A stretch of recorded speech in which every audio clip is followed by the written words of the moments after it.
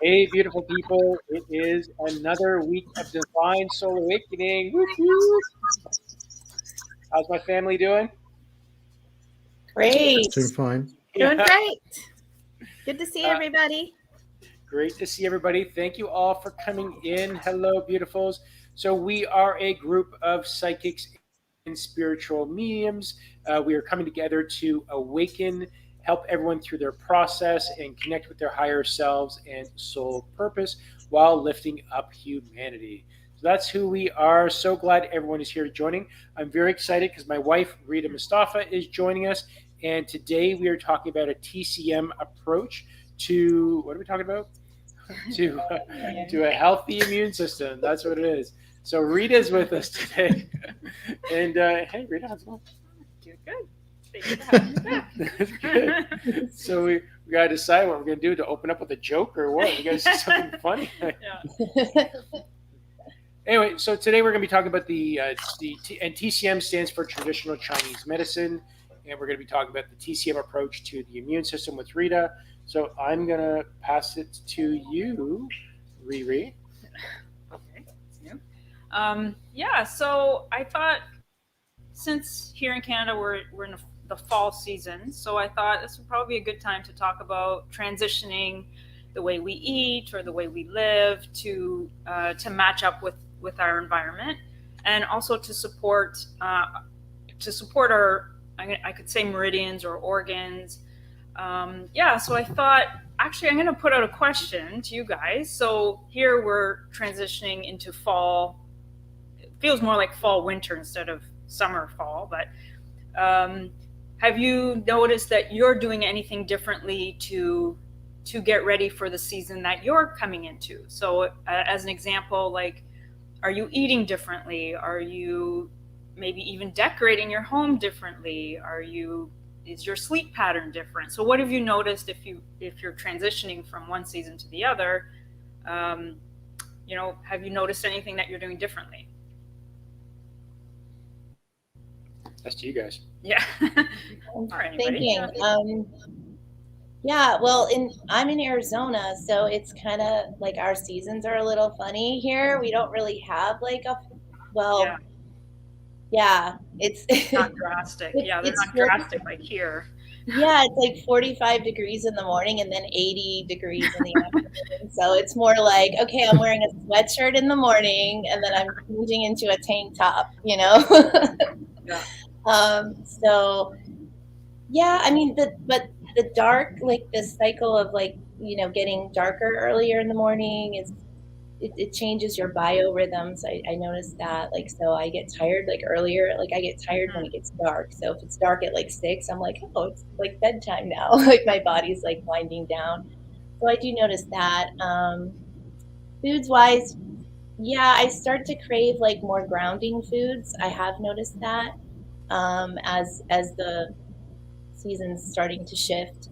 So I'm a vegetarian, but lately I've noticed like I'm eyeing like meat, like that looks good, but I'm not necessarily like going for the meat. But I did have chicken noodle soup. I had to make that. I don't know why my body was just like telling me it needed chicken noodle soup. And also we're dealing with like, I have 3 young children, so they're in school and they come home with like little sniffles here and there. So there's always like something kind of moving through. So I do notice that I'm like more conscious about taking vitamins or drinking like tea that has like herbal tea that has like the right vitamins in it, and just different things like that to kind of keep my immune system healthier. Yeah. Nice. Yeah. Great. All good stuff. Yeah. Joy is saying she's noticed being outside less. Yes. Yeah.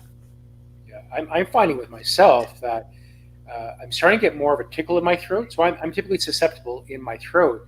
So during this transition, I noticed that first, it's almost my first response. So I feel it in my throat, and that's when I'll start taking homeopathics or vitamin C or something, just kind of adjust that system.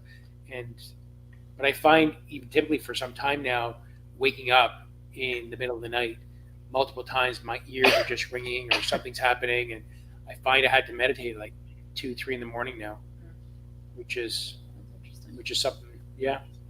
Interesting you're talking about your throat, because I have that too. It's like last week, I had just like my voice started to go. It wasn't like a sore throat or anything, but again, my kids were kind of like had something similar just kind of going around. But we all get it a little differently, like whatever it is. I don't buy in. I don't try to like talk about like, oh, I'm sick. I just go, oh, this, my throat's feeling this. So then I just do what I intuitively feel like I should do to like help that clear up. And it usually always works. I did have a sore throat like about 2 weeks ago. And it was just like a day I had like a sore throat, and then I started to get body aches, but no like fever or anything. And I started to feel like congestion, like sinuses, like it wanted to like start to fill up there. And I just put my little essential oil diffuser on, and I put like these oils that are like for your immune system, and they're really spicy oils. They're like cinnamon. I don't know what the mixture is in the oils, but it was like a spicy smell, and I was just in the room for like an hour with that, and it just cleared that out. It just never came back. It just like slowed it down, and I felt it coming on, and then it just slowed it down, and then I went to bed and I woke up like totally normal the next day. I did take some vitamins and some tea and stuff like that too, but yeah. So I was like, wow, I just kicked that in the butt like really fast. So yeah, I think tuning into your body and just kind of knowing what works for you is really important. Yeah. We're asking if anyone's noticing any difference in the transition in the season. Tina, that's what was the question? And Jim's saying he's noticing it was 20s this morning and not wanting to get out of bed. So that's pretty chilly in terms of Fahrenheit to Celsius. That's pretty chilly. And Angela says, for me, different sleep patterns, feeling like I'm needing more rest, hibernation, more seated. Yeah, that's a big one too, right? Yeah. And Doc, you're further east in the European side. What are you noticing? Like with everyone in colder climates, there's a propensity to getting more sniffles and so on.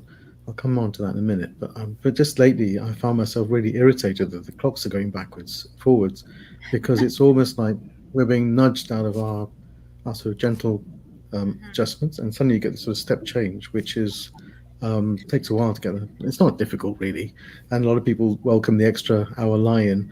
But I just think a far more gentler way would be just to let it happen naturally and just do it as per the normal cycles of the rotation of the Earth. Like everyone else, I've been more aware of my body and the changes that are in. And lately, I found things like echinacea, a neti pot for nasal irrigation, and a slight revelation was turmeric in milk, or turmeric in a milk substitute, golden milk. I knew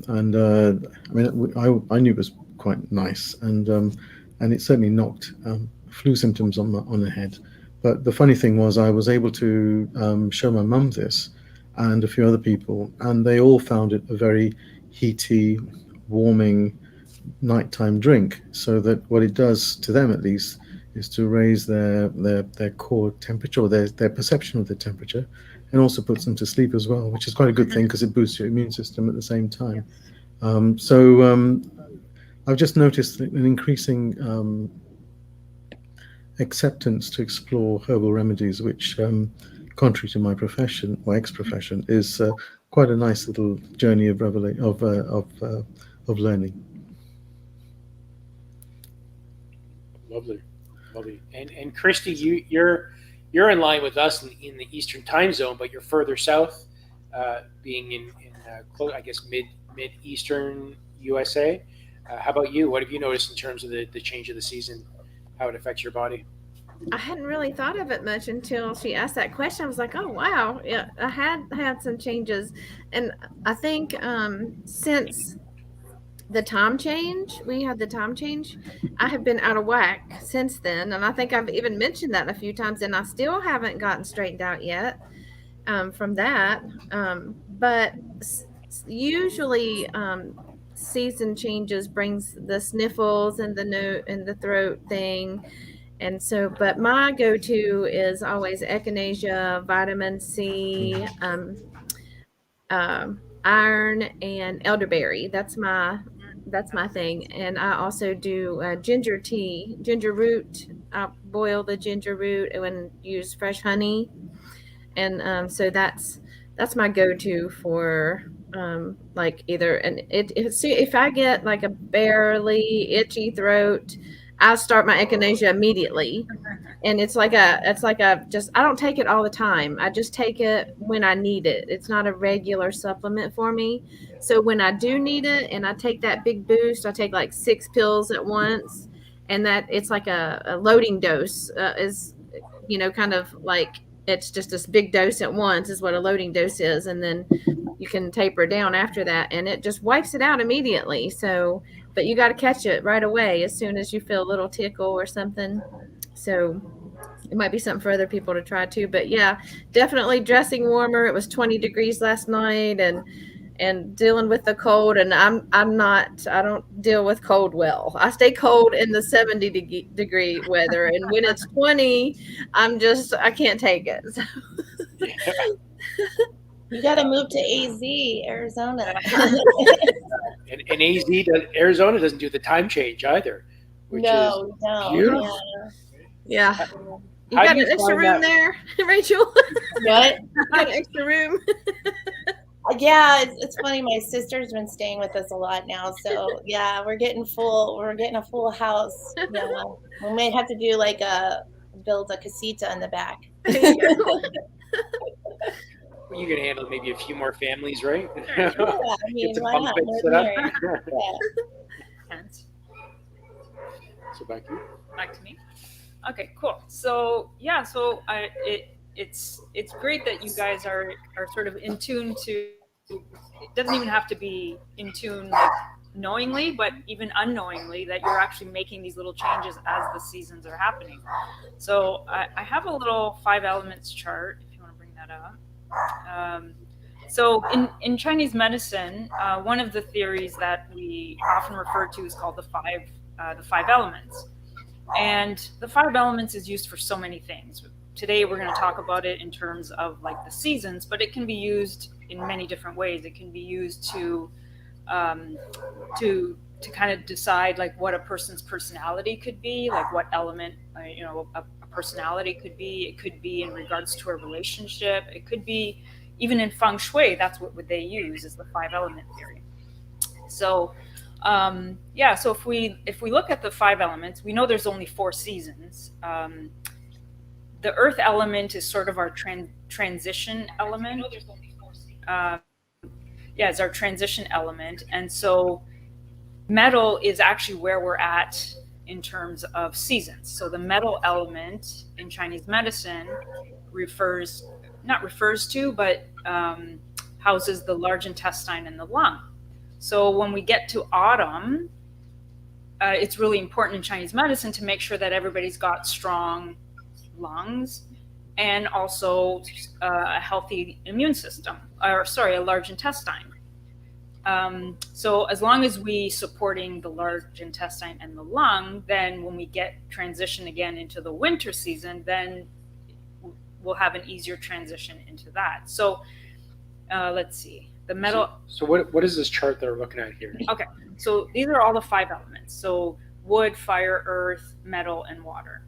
So if we look at wood, the wood element is actually the season of spring. So when you think of spring, you think of growth, rebirth, but that can also mean, let's say, a relationship. That's a start of a relationship, or that could be a start of.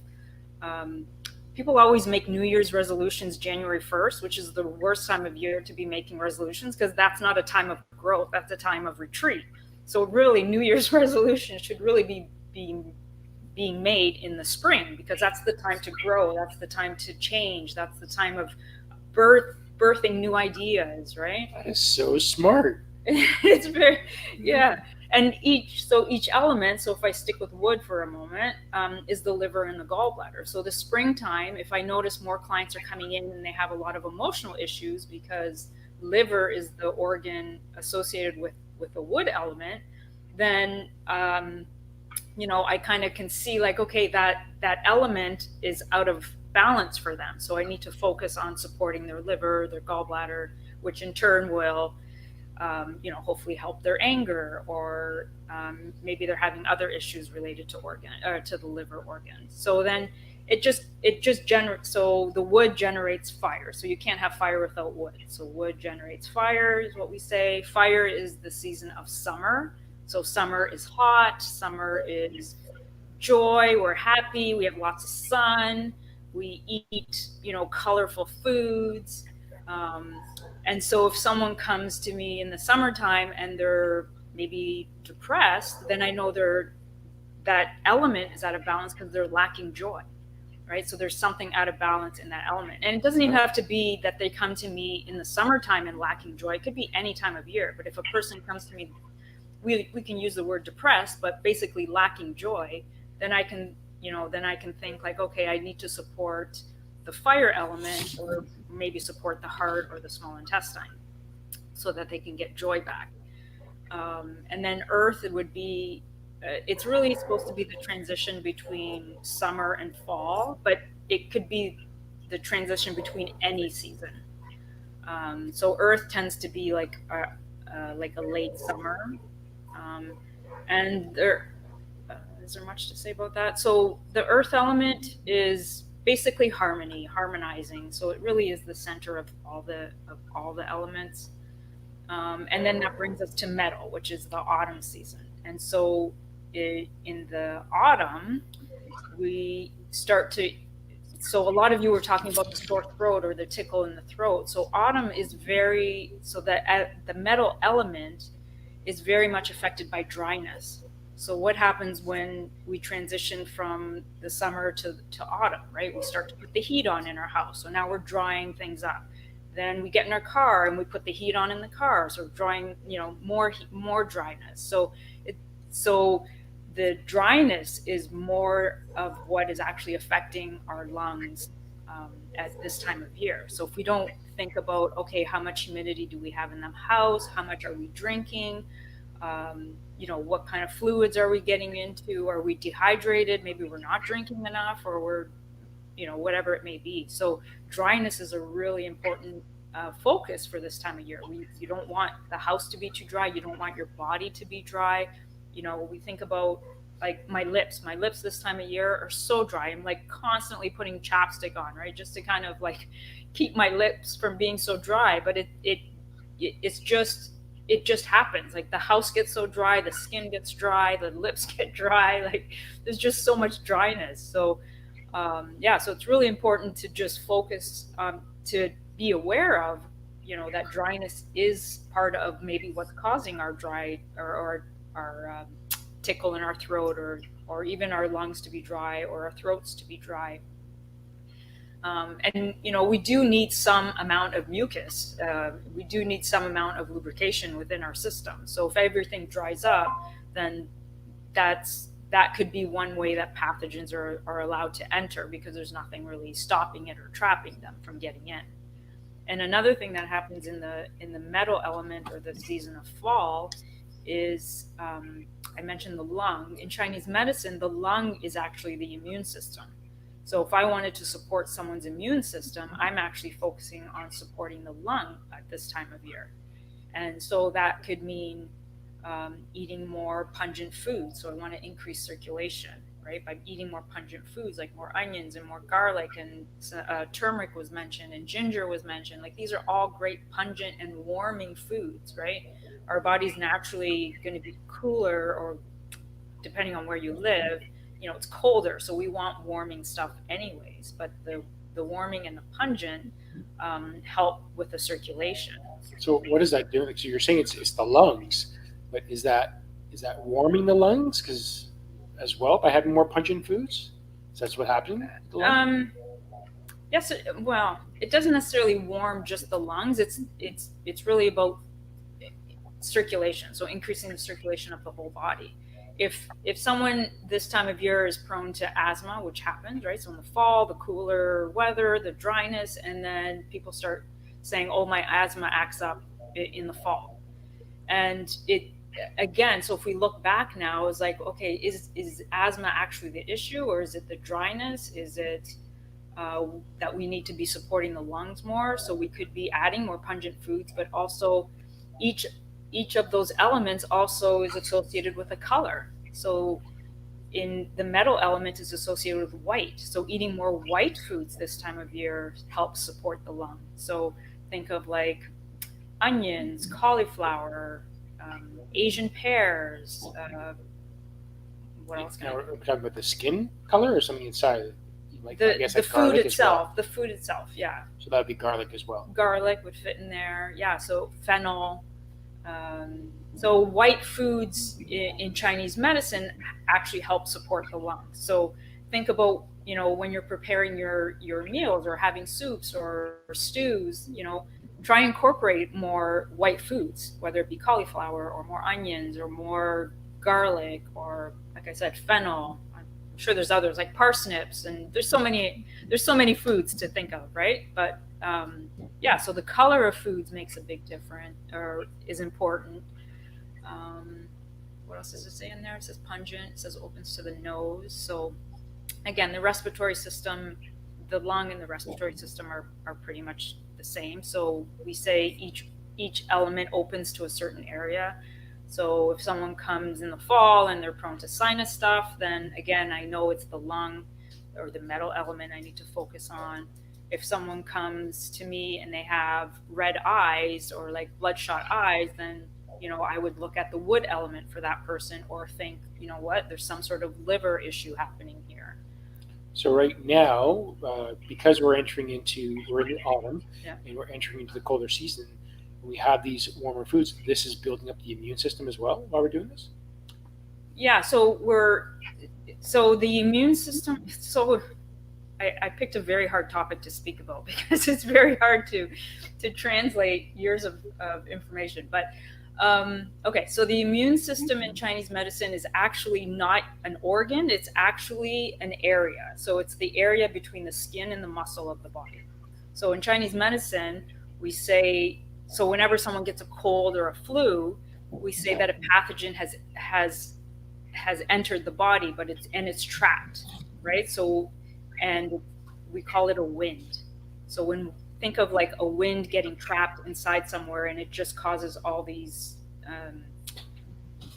chaos in the body. And so that's what a cold or a flu is. It's in Chinese medicine, it's pathogens that's been trapped between the skin and the muscle, and the pungent foods helps to circulate that and get it out, right? So when think of really pungent foods that make you sweat. So now we're sweating the pathogen out. We're getting the pathogen out of the skin. We're trying to get it out of the skin. So we have, I think most of this was developed in China, but maybe some warmer areas. But let's say like when wind, so you're doing pungent foods, you're sweating, but now it's cold outside. And isn't that going to give you a cold? Because if you're sweating and pungent, I imagine eating a curry out in the winter and just sweating out there, right? and you're out in the cold. That can't be too good.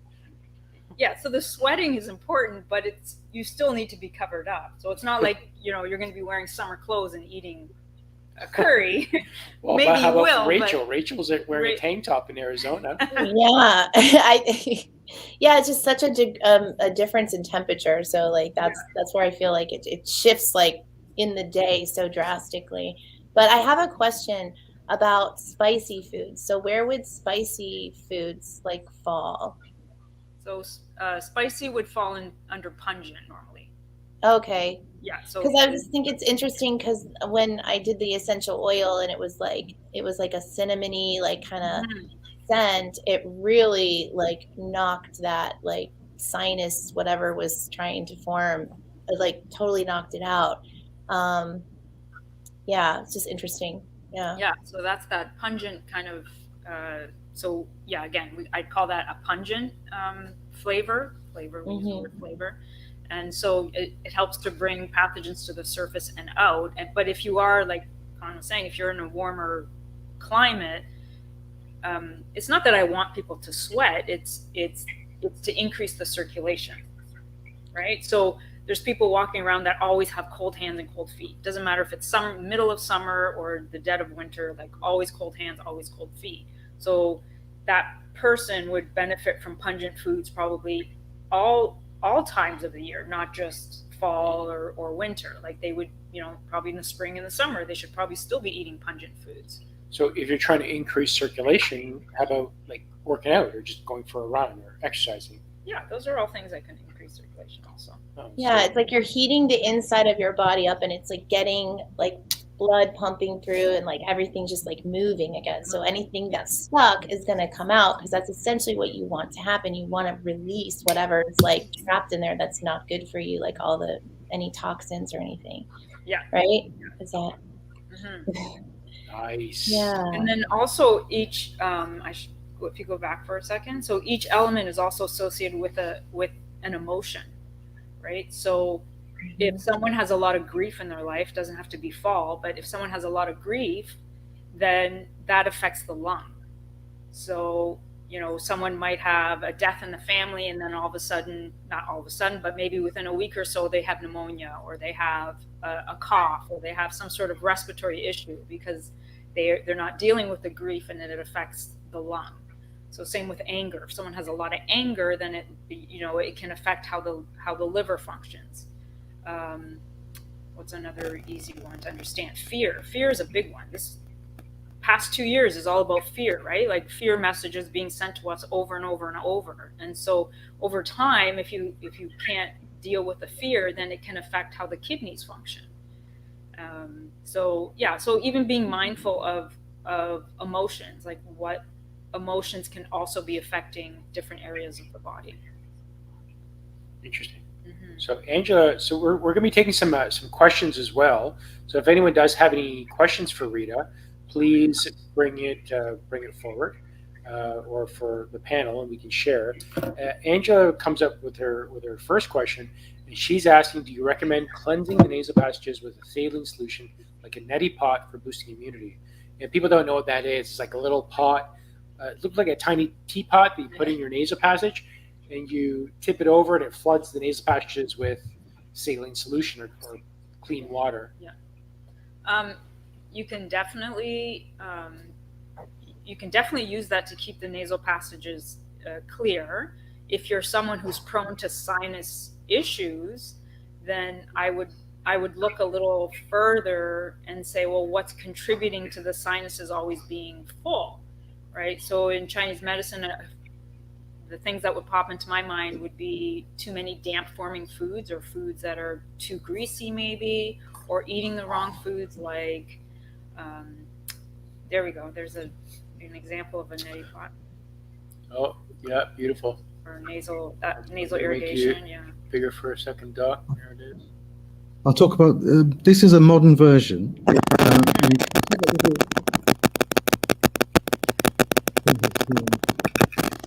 that me? Yeah, I did that for you, Doc. I brought you full screen. Oh, okay. Now, you can see at the bottom there's a little white valve, and basically after filling it with lukewarm water and putting the salt in, you just press the valve and it releases the water.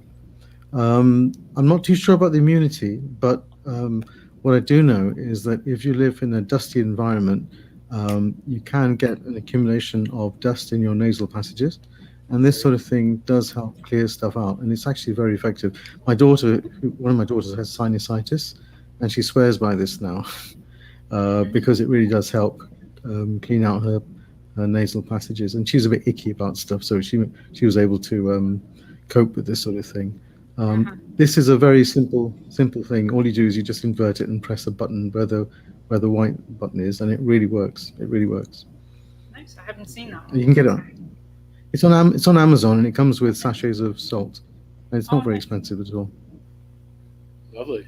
Great. Nice. So keeping the nasal passages clear is really important, and also like I was saying, if sinus congestion is something that somebody's prone to, then also looking at why the congestion is there. So it could be food related, like wheat and dairy, very common congesting foods. Could be we say too much dampness in the body, so eating too many like greasy foods or too many cold foods or too many sugary foods, that can also contribute to dampness or this heaviness.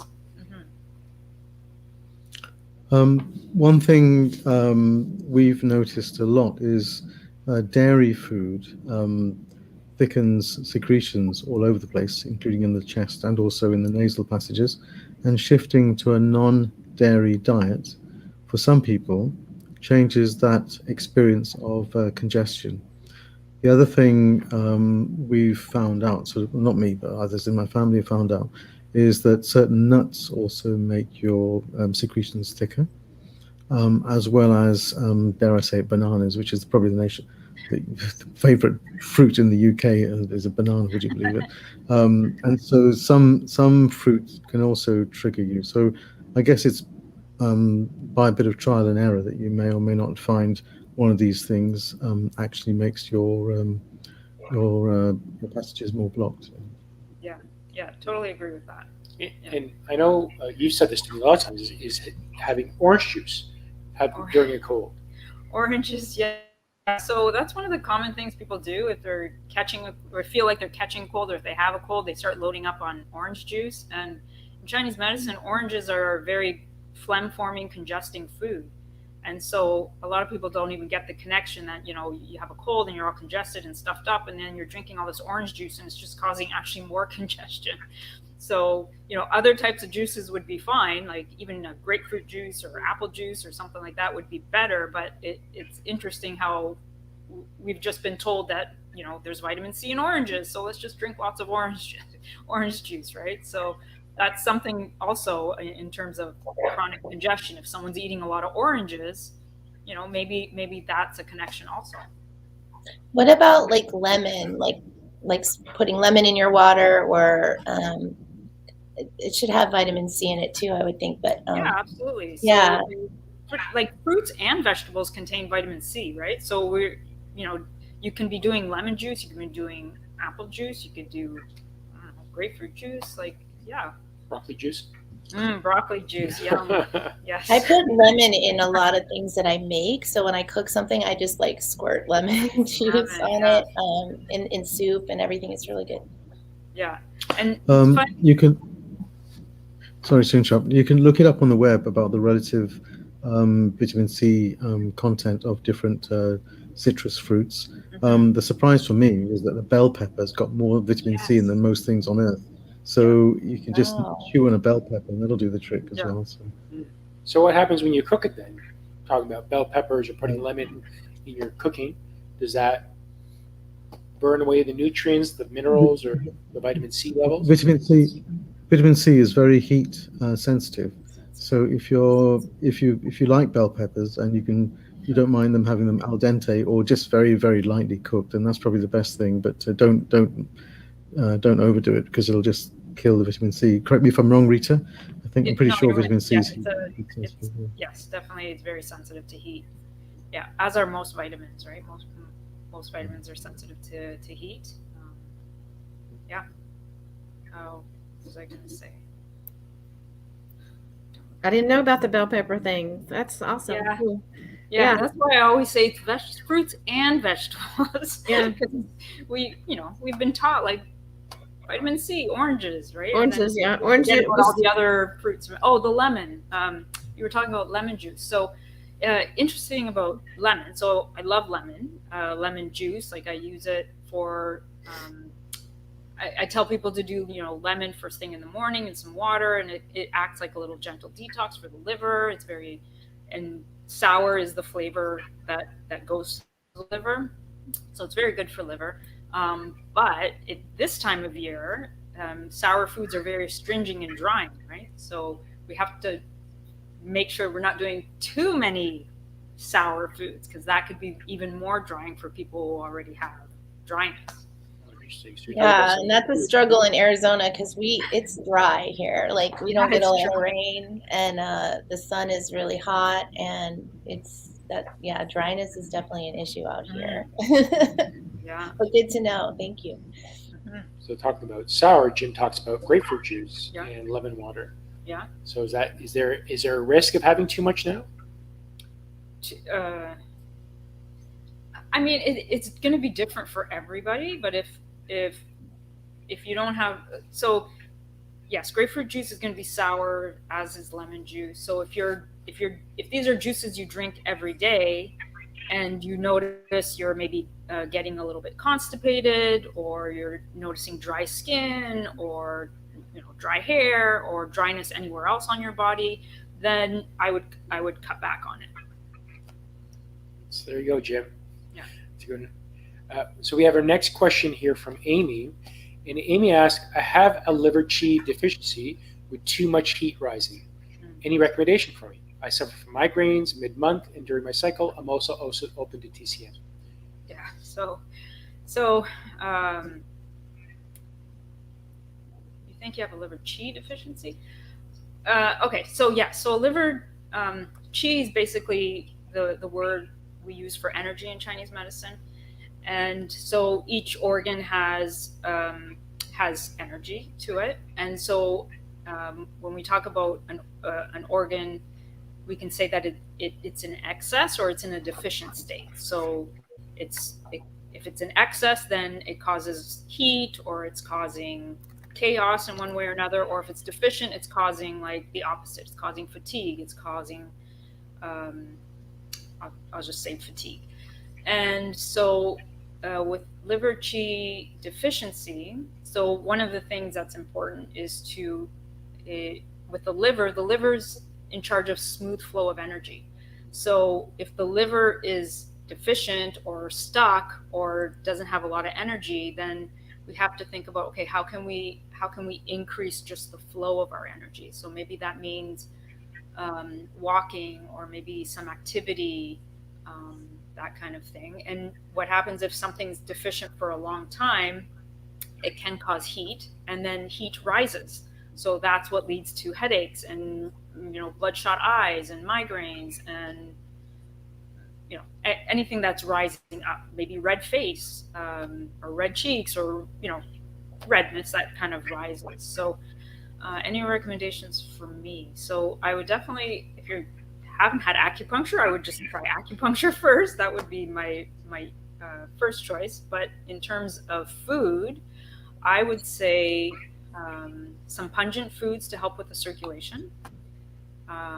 Foods that support liver would be like milk thistle, dandelion. So think green foods. So the color associated with the wood element is green. So think more green foods, juicing, raw foods, sprouts, green veggies. And then to clear some of the heat that's causing the headaches and the migraines, I would do things like mung beans, which are very cooling to the body. You can do some raw, but not. You can do some raw. If there's a lot of heat, you can do raw foods. Just cooling foods, more vegetables. I'm trying to think of what else is cooling. Mainly vegetables. Some fruits are cooling also.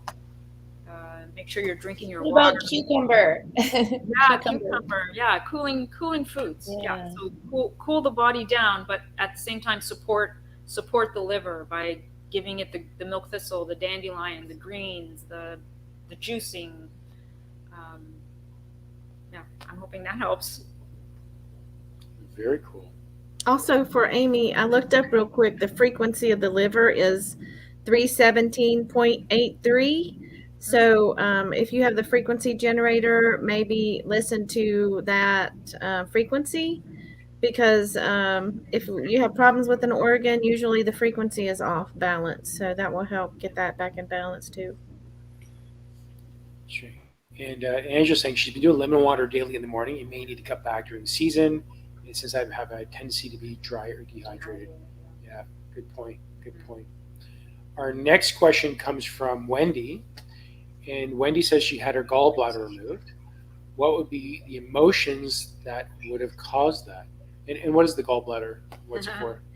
So gallbladder, basically it's a small organ that basically houses bile, and bile helps do many things. But one of the things it does is it helps break down our fats, and also helps to disinfect the intestines. And the gallbladder in Chinese medicine is prone to dampness, so that heaviness I was talking about earlier. So, whether it's from too much dairy is a very big contributor to gallbladder issues in Chinese medicine. So dairy being a really big one. Too many greasy foods or too many heavy foods that can contribute to the heaviness or the dampness. Emotionally, the gallbladder is about confidence, so or decision making. So unable to make decisions. So maybe there's an emotional component to that on top of maybe some nutritional. So when you talk about emotion, does that mean that you have something to look at? Like you're saying you need to make that decision, or would something like the emotional releases that we're doing, would that help? I think if somebody knows they have gallbladder issues, as an example, then if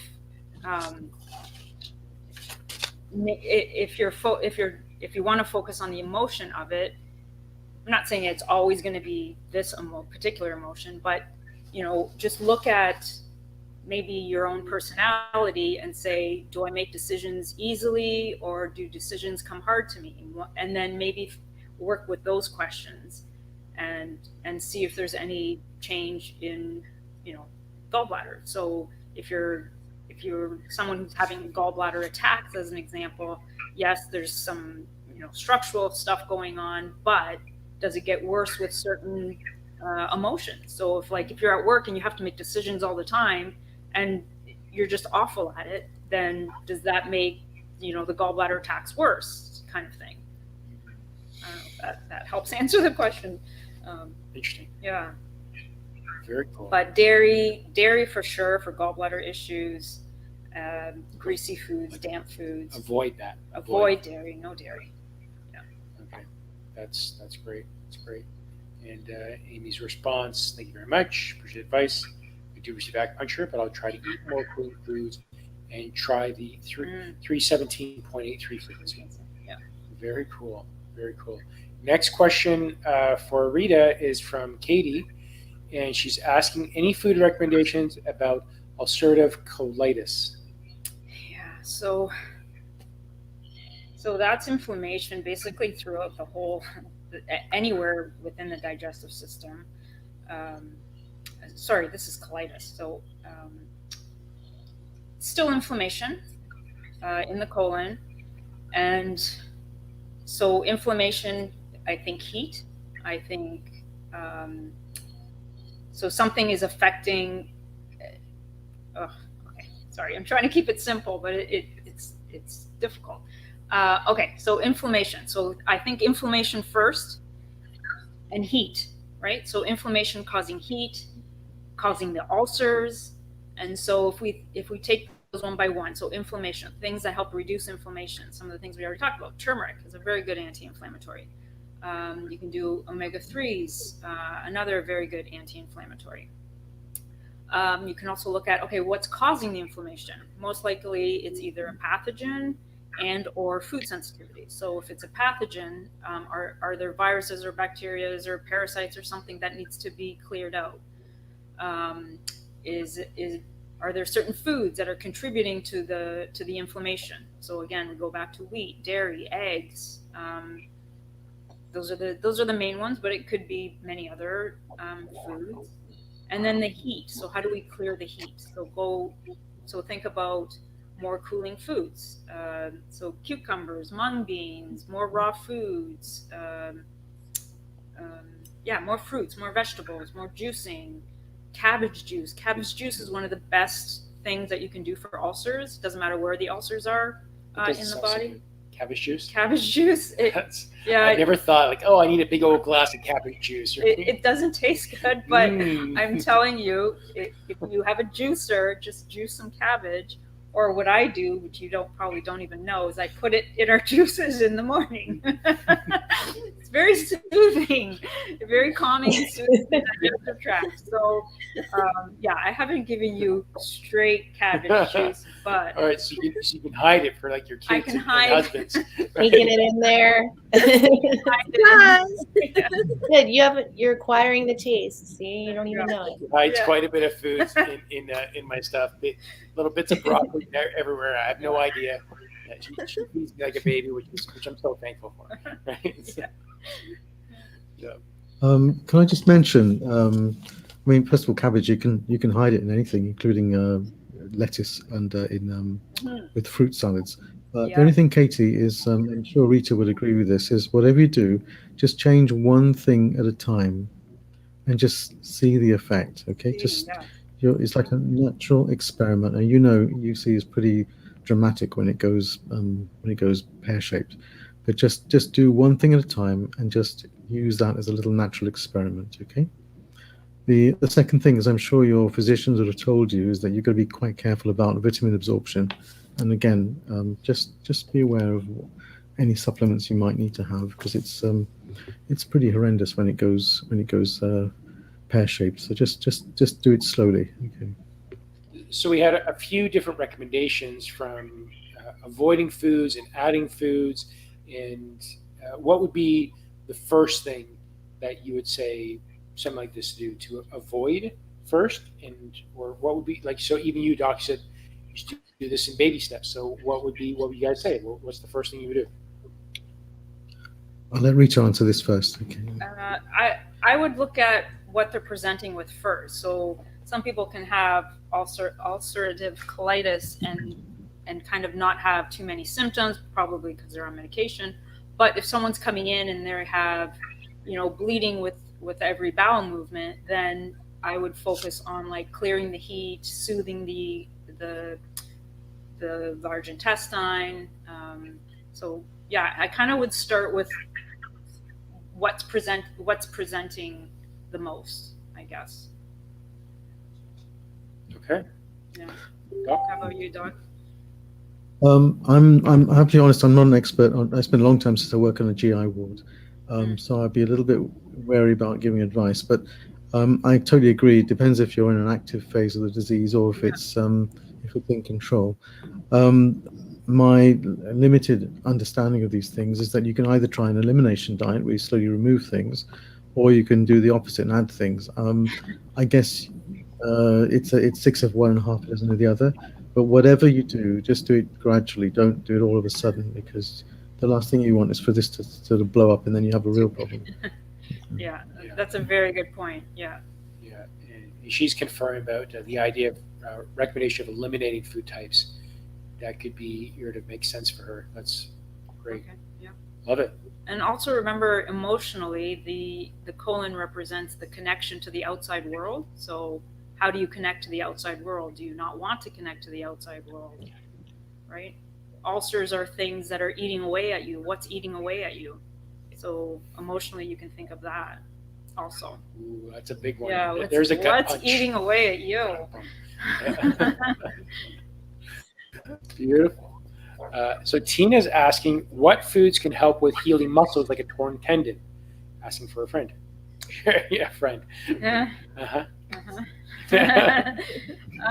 Okay, healing muscles like a torn. Oh, okay, muscle and tendon. So, if there's a tear in a tendon, I personally would be using homeopathics. I know this is not what this topic is about, but I would be using homeopathics. So I would look at, either work with a homeopath or research things like Ruta, Rustox, homeopathics for tendons.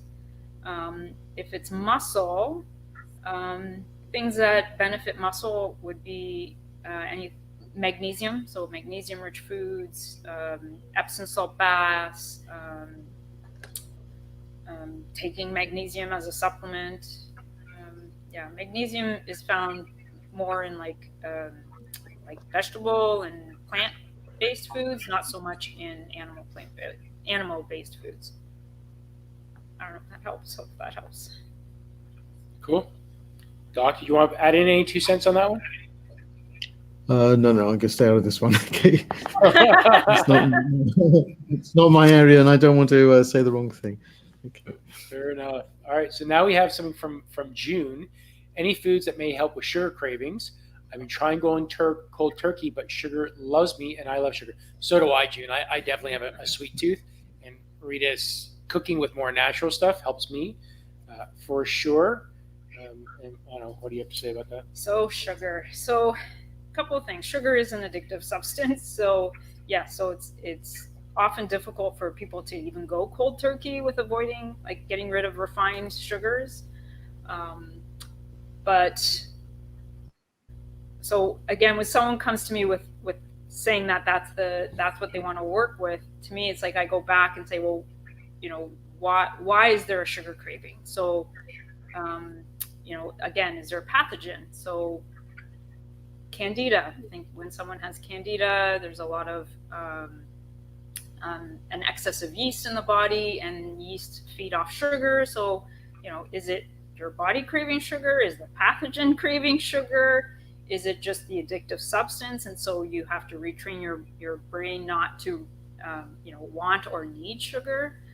But so if you have a sugar craving and you've gone cold turkey, then that craving should decrease on its own. If you've gone cold turkey and you're still craving it, then I would look into candida, like work with someone that can maybe help you with like a candida cleanse or something. But yeah, definitely staying away from sugar is step one. Yeah. So Kira's saying she's using stevia instead of white sugar. Stevia, yeah. Instead of sugar, yeah. Yeah. Doc? There is a well-known industry triple whammy of sugar, salt, and fat. And if I remember correctly, this hits a particular point in your brain somewhere, which is a pleasure center. And so you find this combination in all sorts of things, including biscuits. If you go and get a Happy Meal from McDonald's, you got all three of those things. And so just eliminating sugar might be one part of the whole thing. And so it might be just worth sort of asking yourself, where is it you get the most of the rush from? And if it is those combinations, both sugar, salt, and fat, then it might be not just the sugar, but a bigger picture that you might need to consider. And that's just the thing I've noticed myself. So you bring up a good point, Doc. So how about when you have, let's say, roasted almonds that has dark chocolate and caramel on it? So now there's the big three that you just mentioned, but it's more on the natural side. Right? And I'm talking about like a natural caramel, let's say. So how does that fit with this? So you're talking about those big three, but it's more on the natural side. Bad, good? Honestly, I have no idea, but I'm sure biologically or neurologically there's a reason for this. But nevertheless, it's exploited by the food industry time and time and again, from everything from tomato ketchup to cakes to biscuits, you name it. Everything's got those three in there, and it always hits the right spot, always. And we're programming our kids to enjoy this from a very early age. Yes. McDonald's Happy Meals. Yeah. And Jim's saying honey instead of sugar. Yeah, definitely. I guess using more natural.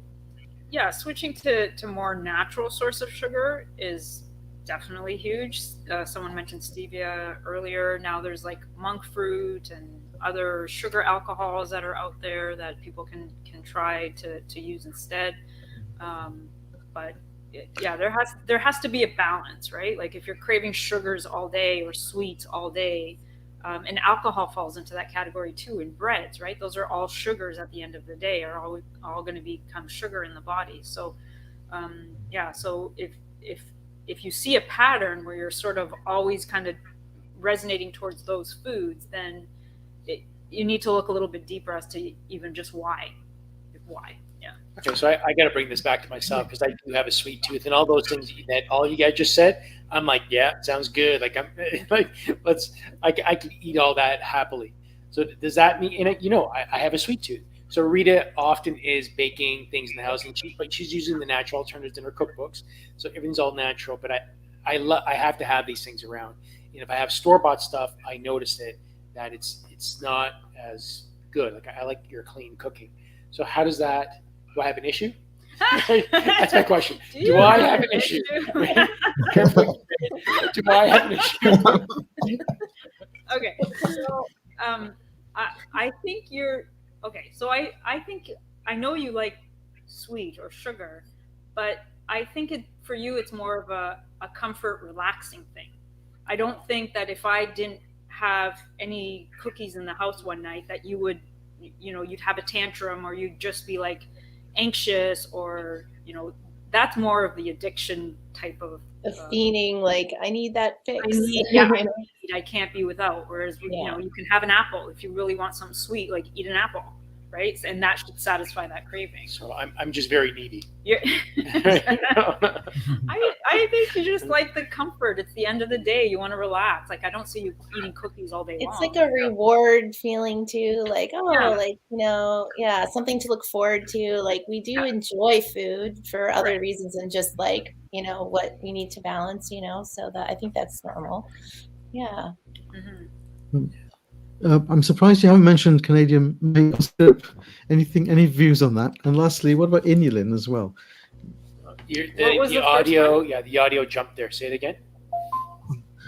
You haven't mentioned maple syrup yet, bearing in mind where you're from. And also, what about inulin? What are your views on inulin? So maple syrup, I use a lot of maple syrup in my baking. So I generally use maple syrup if I need a liquid version, or I'll use coconut sugar if I need a granulated version. So yeah, I like those. I like maple syrup as a sweetener, the pure maple syrup, not like sweetened sugar with maple flavor. And in Canada, it's readily available all the time, so we have lots of access to maple syrup. Inulin, I find it. I don't use it per se, but it is in like fiber powders and things like that I've seen come through here. But I can't say I've used it as a sweetener or very rich in prebiotics, good for the gut. So I see it more in prebiotic or fiber type supplements. Yeah. Okay. Annie brings up a good point here, and she says that what about maple sugar? So maple sugar is just dehydrated maple syrup. It's just crystallized. Oh, so thumbs up? Good. Still good. Thumbs up. Yeah. Nice. Maple sugar, everybody. Yeah. Load up. Rita says it's okay. So next question is for Doc from Kira. And she's asking for advice on vitamin. You put yourself up. Now remember, Doc is not insured. He's not. We don't want to get in trouble. Simple answer, Kira. All of them. Okay. Very good. Just. I mean, to be quite honest, in a healthy diet, you should get most of your vitamins. You don't really need to get a supplement, frankly. The one thing you might want to consider is just to check your B12 levels if you're vegetarian. That's all. But if you have a nice healthy diet, lots of green veg, the routine, all that stuff, it should be fine. What about vitamin D? Like, do we get enough of that in our foods? Because I always hear that we're deficient in that a lot. So very good question. That was just on my mind. A little bit of synchronicity there, folks. Yeah. As you know, there are some foods which are high in vitamin D, including liver, kidney, etc., and also certain dairy products where there's a lot of fat in. Again, Kira, I hope you don't mind me saying this. I assume that you're Asian in origin, and so therefore with your pigmentation, if you have pigmentation, God, I shouldn't have said that, should I? But it's getting out in the sun is a good option to consider if you have that. But if you think you're not getting enough vitamin D, because of diet and so on, then it doesn't harm to have a bit of a supplement. You can get a little spray in under your tongue as well. Just a balanced diet with quite a bit of dairy and fat in should give you enough vitamin D. Eggs, very good source of lots of stuff. If you can take eggs, that'll be good. She does say she's someone has a reverb. It's okay. Let's see if she's discharged. Hopefully that's not us. With the reverb. Is that me? I don't know. Is it us? I'm going to mute mine. I'm not hearing it on my end. All good. All good. Okay, so question. Sorry. Do you have something, Rachel? No, I have I share an office with my husband, and there's like a workshop in the back, and we make cabinets. So there is a loud noise coming from there, so I'm like, I can't even hear the reverb. So I'm like, maybe it's that noise blocking the sound. But yeah, anyway, All sorry. good. All good. So the next one comes from Melody. She says, I have a hereditary darkness under my eyes, and I'm aware of the dairy connection. After I had my kids, it got much worse. Can you advise, please? Darkness under the eyes. I don't know if I have an answer for that one. Could be just being tired from having kids. Yeah. I want to say to focus on kidneys. Anything to do with like under the eyes in Chinese medicine has to do with kidneys. So I don't know if it's worth working with somebody and maybe doing like a gentle kidney cleanse or something. But yeah, I don't know if I have an answer to this question. Could get your dowsing out. Oh, Rita also does dowsing. This is how she works with her balancing her patients and whatnot. This is with dowsing. So I had to do a demonstration on that next time. Beautiful, beautiful. There we go. And this is for Kristie. She's asking for the website for the frequencies thing again. I did a Bing search, and I just put in frequency of the liver, and then the site that I went to, it says greatdreams.com, and I just clicked on that, and it's got a lot of information. Actually, I had never heard of it before. It had notes and frequency of the organs of the body, and orbits and spins of our planets, and chakra energy centers of the body, and the frequencies. So it's got a lot of information there. I'm kind of glad I looked it up and found that. But yeah, it's got a lot of information. Beautiful. Thank you. I have a question for Rita about like skin conditions like acne or like breakouts. If someone is prone to that on a regular basis, how would you go about like not diagnosing but figuring out what the issue was? So I would ask where it was. So if it was just related to face, then I would say that's like a liver heat, so heat rising up to the head. So I would maybe like a liver cleanse would be needed, or more cooling foods to bring down the heat in the body. If the I want to say acne or whatever is, in other places of the body, then again I would do things to reduce heat, but then also look at actually it would be the same. I would work on the liver, and I would try to clear the heat. And if it's chronic, then also looking at possible food sensitivities, right? So going back to wheat, dairy, eggs, like what's contributing to the inflammation or the heat that's being created. Yeah, I think that's so interesting, the concept, and it makes so much sense. But of heat rising that you're sharing with us is like really, really interesting to learn. Like the inflammation that you can get from that is, thanks. Like that. Yeah. So June says, thank you, Rita, Con, Doc, everyone. Reassure cravings. I'll pour myself a glass of maple syrup and eat maple sugar with air pop popcorn. That is perfect. And we have a fan of that as well as Sally. we don't got to worry about COVID with these recommendations. That's it. I have a motion light, and it just went out. No, I was not moving around enough in my chair. It's funny. And Katie's suggesting for the eye darkness, for Melody, that maybe maybe look at vitamin C eye creams, brightening agent for the skin, and even try eye rollers that are cooled in the fridge.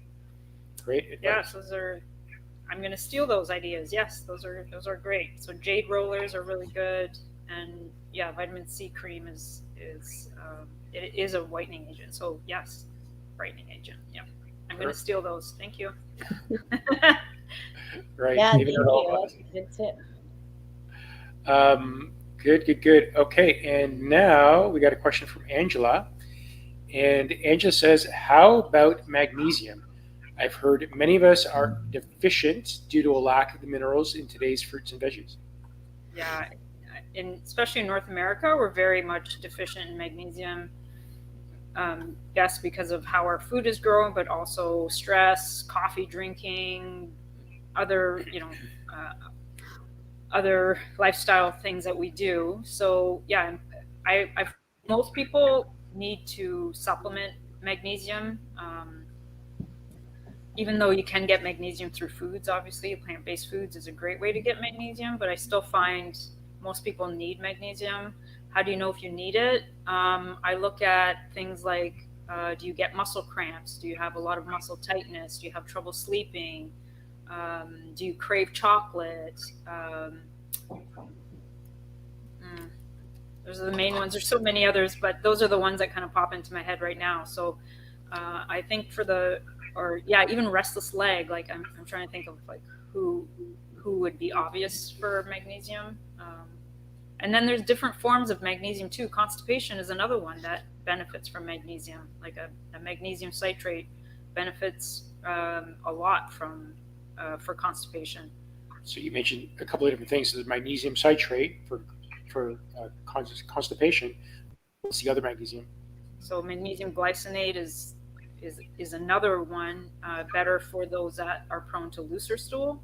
So citrate it actually irritates the bowel a bit, and it draws water into the bowel, so it helps with elimination, whereas the glycinate doesn't have that same effect, so it's better for those that are prone to like a looser stool.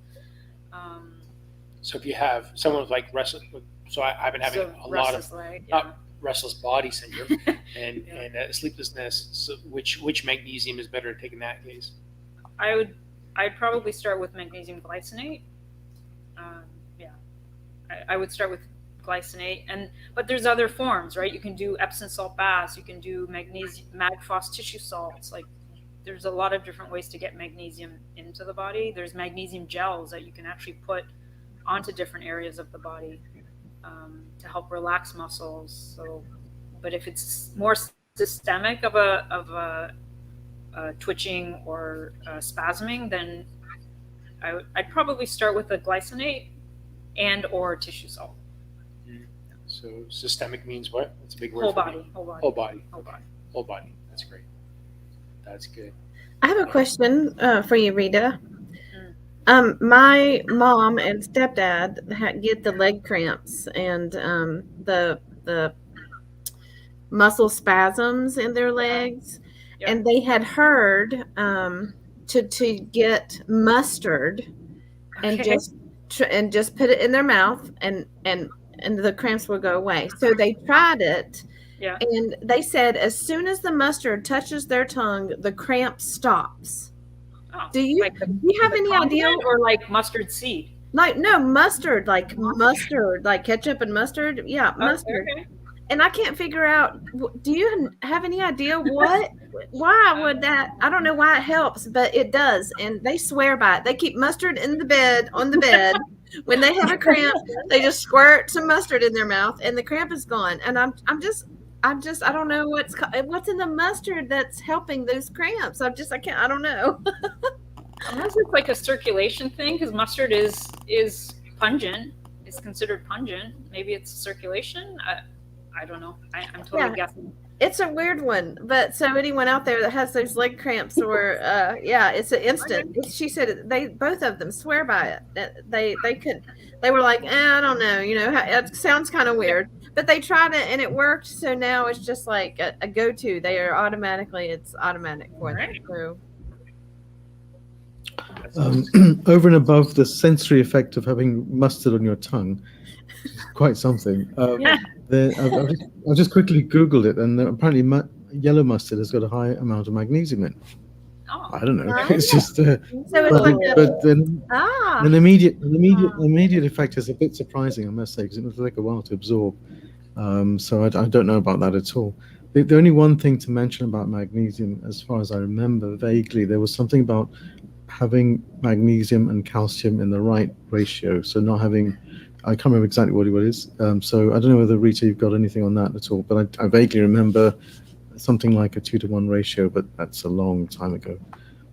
Yeah, so more magnesium to calcium for sure, and also it's dependent on. I find it's dependent on the diet. So the more alkaline or the more vegetarian, plant-based a person is, they don't require as much calcium as opposed to like someone who eats a traditional North American diet, which is all like, processed fast food, like coffee, sodas, like, because their bodies are so acidic, it takes a lot more out of those alkaline minerals to balance things out. But if I had to use a balance, I would say, more magnesium to calcium for sure. So Mary brings up a good point that mustard contains turmeric for coloring. There's the pungent. And the vinegar for acidity. So could that, now that you have increased acidity and you have magnesium in there, isn't that almost counterbalancing the effect of the magnesium possibly?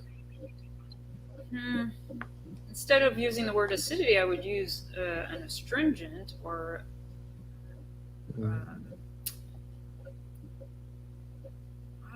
I don't know. I have to think about this one. I don't know. Yes, we did have like a Stump Rita session. We got one.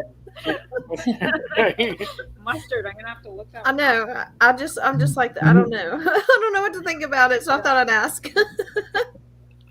I must say, mustard is made, as I understand it, from a seed, from a cress plant, whereas turmeric is a root plant. So I'm a little bit surprised at the last comment. So it would be worth looking at. I have no idea what the right answer is, but obviously they're yellow. They're yellow and they're very pungent, but I don't know if they are the same or different.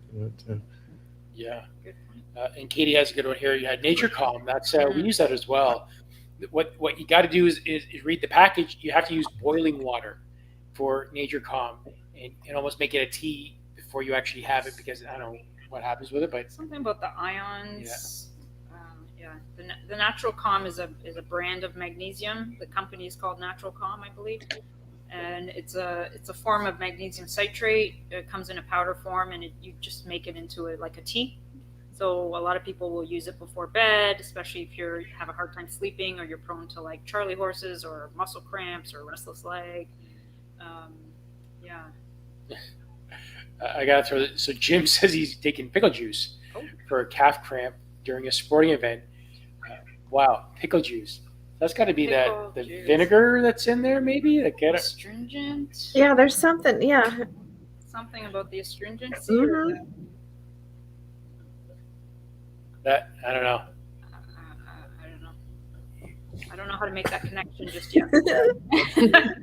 Hopefully, we're not going to see professional sports players drinking pickle juice and mustard now, and all of a sudden they're getting cramps, and the fans won't like it as much. Yeah. Mary says she's heard the same about pickle juice as well. Wow. Everyone, quickly dump your shares in Gatorade. It's all going to go down the pan soon. Yeah. is now it. That's the new win. Love it. Our next question comes from Katie. Any recommendations for holistic teeth gum care? Colin gave me some tips from his last reading, but I'd like to hear from you all too. Yeah. Teeth and gum care. Yeah. So teeth wise, obviously your calcium, magnesium, vitamin D. So whatever you would use to build strong bones, you would also use for strong teeth. In my practice, I also add in tissue salts. So there's specific tissue salts. Calc fluor, calc phos are the ones that I would generally tend to use for teeth. What's that? Calc fluor, calc phos? Calcium fluoride and calc fluor, calc phos, and calcium phosphate. Now, we've heard like fluoride is bad for the system. Is this like a different type of fluoride? So you have to remember fluoride and fluorine are two different things. Like fluoride comes from, industrial whatevers and then just added to our water as a chemical. Whereas fluorine, which is the actual element in the in the element chart, that's actually what our body can benefit from, but you're not going to find that by taking a chemical fluoride.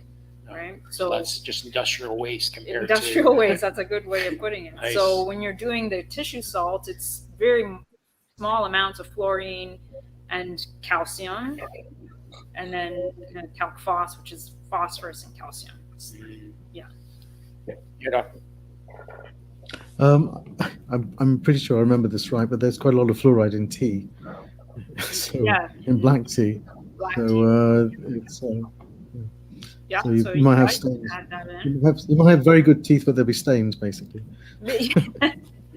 And for gums, I would do like maybe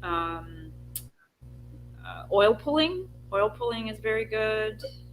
You can actually put essential oils into the oil and do your oil pulling. What type of oil? Most people use coconut oil or sesame oil. Those are the common ones.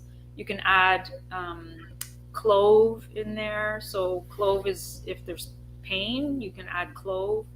Has like an analgesic effect. So if someone's having tooth pain, some people, I learned this when I was in acupuncture school. Actually, we were doing our clinics, and a client came in, and he was chewing on a clove, and so we were asking, like, why are you chewing on a clove? And he's like, well, that's what we do for toothaches because it's an analgesic. So he didn't have, didn't have an appointment for a dentist for a while, so that's what he was doing. So it's like, oh, that's so smart. So yeah, do some oil pulling for the gums to soothe the gums. I'm assuming it's like the gums might be sore, and then tissue salts for the teeth itself. She's asking about the salts again. Is there a specific tissue salt that she would take? If you Schussler, don't ask me how to spell it. Schussler tissue salts are probably the most popular, but there's other brands of tissue salts. If you just did an Amazon search as an example and just typed in like Calc Fluor 6X, then it should come up with different companies that sell tissue salts. Calc Fluor, CALC, yeah. FLOU. UOR. UOR. Calc Fluor. FLUOR. So Calc Fluor. Yeah. Tissue salts. Yeah, and then Calc Phos, CALC, and then PHOS. And 6X. 6X. For both? 6X? 6X. For both. And what does that mean? 6X. It talks about the dilution of it. So the lower the number, the more substance. Whereas if you went to a 12X, it would be a little bit less of that substance. It's hard to explain the numbers, but just 6X is what you need. That's 6X. All it comes in anyway, so 6X. Doc, were you going to say something? Just to go back to clove oil, you can buy little bottles of this at pharmacists, and you basically dip in a cotton bud and then you apply it on the affected part. Very, very effective. Second only to whiskey, but that's another story. But it's worth having. It's worth having a little bottle of that in your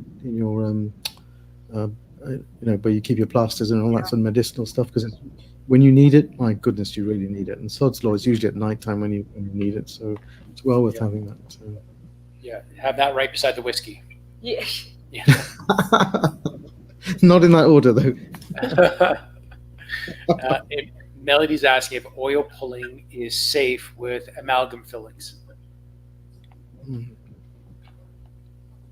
I would say yes, but I don't know what the issue would be. So, and what does the oil pulling do? So oil pulling is basically where you have oil in your mouth and you're just swishing it around. And the idea is you're supposed to try to do it for at least 20 minutes. And it's not necessarily just for teeth. It's supposed to be a way to help the body detox also by pulling things out of tissue and saliva. And so, so if you do a search for oil pulling, I'm sure you'll get a lot of sites that come up. But basically, I can't think of why having amalgams would be a problem. I don't know if anybody else knows the answer to that one. I'm not a dentist, but if you think about it, amalgams are metal. It's mercury amalgam, and they're not very soluble in organic compounds like oil. So I'll be really, really surprised if it does anything to amalgam. But I've never heard of anything like that at all. I mean, you don't get any warnings about eating chips or fatty food with your mercury fillings, do you? So you just eat the stuff. Sorry, you used to eat the stuff, but anyway, so it should be okay. Really, I can't imagine it would be effective. I can't imagine what the problem would be. Yeah. Lovely. Well, yeah, I like oil pulling. I do that too. Coconut oil. How long do you do it for? Like 15 to 20 minutes. Yeah. I mean, it gets tiring, but like, it gets tiring. Wow. Yeah, that's a long time. It's a long time. I have to be distracted because I easily gag even if I'm just brushing my teeth. Like I'm like that too. Gag, so I have to like be distracted and doing things while I'm like cleaning or putting things away, and then I Yeah. set my kitchen timer, and There then you go. yeah. Wow. That is really cool. Yeah, she says she likes to oil pull in the shower. Oh, That's good. That's good. Just don't spit it out into your sink. It will clog your sink. Yeah, it's all great drain at the hard at room temperature. Rita, do you do that like every day? Is that part of your daily routine, or like a couple times a week, or how often do you do that? A couple times a week for sure. I don't say I can't say I do it every day now. Yeah, seems like a lot to do like every day for me. But I do use the days that I don't do oil pulling. I do use a hydrogen peroxide based mouthwash, and I swish with that for I don't know, like maybe 5 minutes or something. So I do use that sometimes as the alternative. yeah, we've been getting into hydrogen peroxide. My husband's been doing like a ton of research on that lately. He's really into like naturopathic medicine and holistic. I mean, he taught me a lot about how the body works, and that's just like an interest for him. Like, Right, yeah. or like in an altered life, he should have been like a naturopathic doctor, but he's a contractor. but yeah, so I use like to whiten my teeth or just to get them whiter. Like I use I put like hydrogen peroxide on. I don't use toothpaste. I just use hydrogen peroxide. I dip it in baking soda, and I just brush with that. Yeah, the hydrogen peroxide is really interesting because what I'm learning is like if you get it into your blood and your system, it like I don't know how to describe it, but he's been teaching me about like what he's learning even about like ozone therapy, and there's ways to actually do like a drip in your system. It cleanses like your system, and I'm like, wow, that sounds really interesting, and so that's neat. Yeah. Really cool. And Jim's saying he thalaline, if I said that right, thalaline and alkathyme is a natural mix for massaging the gums. It's I get Edward Casey. Casey. Oh, good. Yeah, very cool. Like that. And probably the last question for today is from June. And is molasses good for restless leg syndrome? And will molasses help with sleeping? It just depends. Are you smearing it on yourself? That would not be nice warm molasses. Just you can wax your legs and wax your body. Right. With it. Stick to the sheets. So the short answer is depends who's doing it, June. Okay. So is molasses good for restless leg, and will it help with sleeping? So when I think of molasses, I think of it as being high in iron and B vitamins. Sugar. Yeah, sugar. I don't know if that would be my first thought for restless leg or sleeping. I would still go back to magnesium. Yeah. I mean, molasses is pretty. I think it's like the consistency of honey, right? And I'm thinking about taking a scoop of that. How? So It so might be. it's It not a might have a calming effect because of the sweetness to it. But I still think I would go back to magnesium for that. Yeah, I would agree. try magnesium. I agree, and I think the if you think of a warm milky drink before bed with maybe Horlicks or cocoa or whatever it is, that makes you feel sleepy, and I'm pretty sure it's mainly because of the sugar content. And molasses has got a lot more sugar in, I'm pretty sure, than a glass of warm milk. But yeah, I agree. Stick with the magnesium first. Magnesium. Yeah. Unless you have a very nice masseur, but that's great. I love that. I love that. Well, folks, we've reached the end of another show. Anything you want to say to finish this? No, okay, all good. Well, I thanks, guys. I'm glad everyone kind of came with their questions. It was really good conversation from everyone, and I definitely learned a lot, like usual, and I appreciate this. So let's talk about next week. Rachel, you are hosting next week. What's on the agenda for next week on Divine Soul Awakening? Yeah, so next week we're going to be talking about the different stages of awakening. So just the journey and all the different cycles and stages that you can be on as we grow and evolve spiritually. Yeah. Beautiful. I love it. And this week is Thanksgiving for our friends in the United States. And Doc, from the over the pond, I think you have a racy poem that you want to share with us. Well, I'm not too sure if it's racy, but it could either get me in big trouble. God, this is when I lose all credibility. So, public disclaimer: if you haven't got a sense of humor, if you take life too seriously, or you've got a weak bladder, don't listen to this. Okay? So hopefully it's going to be okay. Right, here we go. Happy holidays to our cousins across the pond. It could be something different, a turkey Armageddon. In the land of the free, it's silent because the turkeys aren't a gobbling. There's just football and a flatulence, for the bellies are all wobbling. And all around, it's silence as people stay in their houses, as they salute the flag and praise the Lord for their elasticated trousers. The day after, they will leave, in such a hurry, with bags of turkey sandwiches, turkey salad, but please no turkey curry. Now, think how odd it must be for Koreans, Arabs, or Asians. But Thanksgiving could be a poison if you're American or the First Nation. So, fellow light workers, here's our chance to take this situation and transmute this poison into love, because we all are truly one nation. Happy holiday. Lovely. We had to wrap it up there, Doc. I didn't know where you were going with that one. You brought it home. Yeah, it was a close one. I tell you, it was really close. That was beautiful.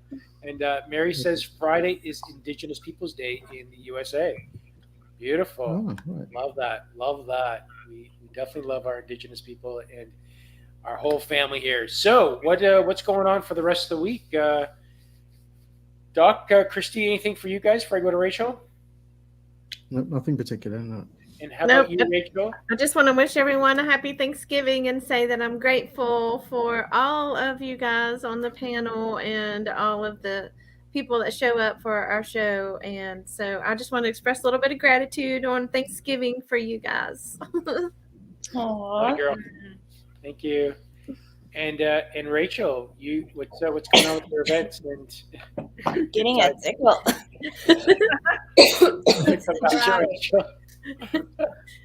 Now you know lots of options to try to get it straight. Yeah. I'll let Rachel collect her voice here. So Rita, what is going on for you? You've got something going on. I've got some online cooking classes coming up. If anybody wants to make Christmas cookies together, gluten-free, vegan Christmas cookies. Just a 1 hour class. There's 3 different ones. We'll make sugar cookies, butter cookies, and gingerbread, of course. What's the link and the date? December 4, 11, and 18. Those are all Saturdays at 10 a.m. Eastern Standard Time. Is the link going to be in the? The link is currently on my webpage, but we'll put a link into the description on my channel at connight.com. I don't have control over anyone else's channel here to make changes afterwards. So I can put it in my description and add that there, and we'll share it out with the group if they want to add it to theirs. But it is on my Facebook wall. For all of you that are friends with myself, you can just connect out, and it is public. And you can see it on my Facebook wall at Connight, Facebook/Connight, something like that. Awesome. Yeah. Let's come back to Rachel. Yeah, sorry about that. I also work where there's a lot of wood working going on, so there's always like dust here too. But what I was gonna say, I actually don't have anything this week.